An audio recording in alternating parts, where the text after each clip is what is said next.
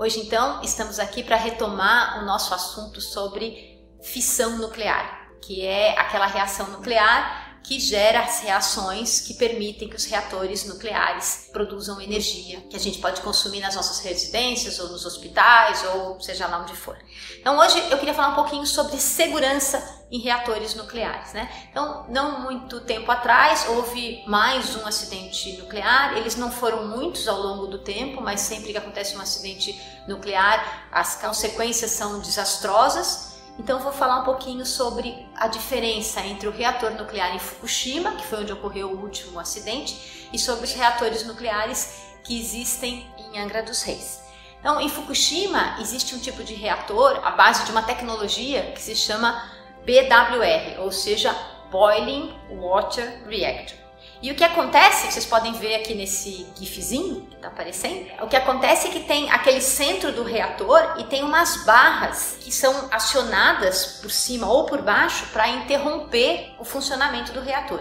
E em Fukushima, essas barras vinham nesse BWR, elas têm que ser acionadas de baixo para cima, portanto precisa haver uma bomba que as coloque em funcionamento para interromper a reação nuclear. Bom, o acidente foi tal que além de ter o terremoto, teve um tsunami e essa bomba precisava ter sido acionada e não foi.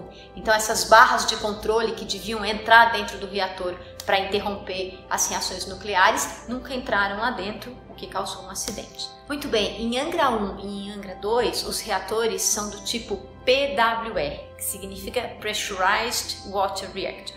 E a principal característica que é diferente dos reatores que tem em Fukushima é que essas barras de comando elas descem por gravidade. Então se tudo parasse, tudo der errado e acabar a energia, não é necessidade de nenhum tipo de bomba para que essas coisas caiam, né? Quando tudo para, elas automaticamente descem e interrompem a reação nuclear. Portanto, o tipo de reator nuclear que a gente tem em Angra é muito mais seguro do que o tipo de reator nuclear que existia ou que ainda existe em alguns reatores de Fukushima, na época do acidente.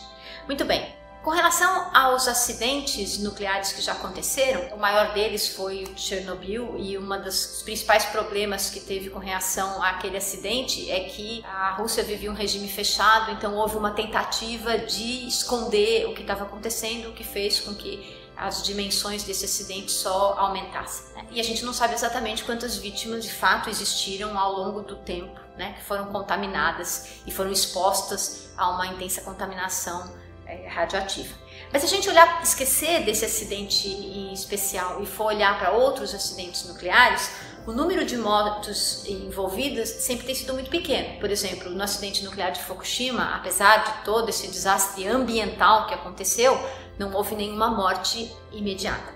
Enquanto que, se a gente for pensar o que acontece no fim de semana de carnaval aqui no Brasil ou um final de semana de Páscoa, quando as pessoas abusam da caipirinha e saem dirigindo pelas estradas, o número de mortes é muito maior, né? Então, para termos uma ideia da quantidade de mortes envolvidas nos diferentes acidentes que acontecem, a gente pode lembrar que no Carnaval de 2017 aconteceram 140 mortes nas estradas brasileiras. Em 2018, 103 mortes. Em 2019, 83 mortes. Isso é um coquetel que mistura imprudência, caipirinha e um pouco de machismo. E com relação a isso, se a gente olhar o número de feminicídios, só em 2019, até pouco tempo atrás, eram mais de 200 mortes. Tudo isso muito mais perigoso do que utilizar energia nuclear, não?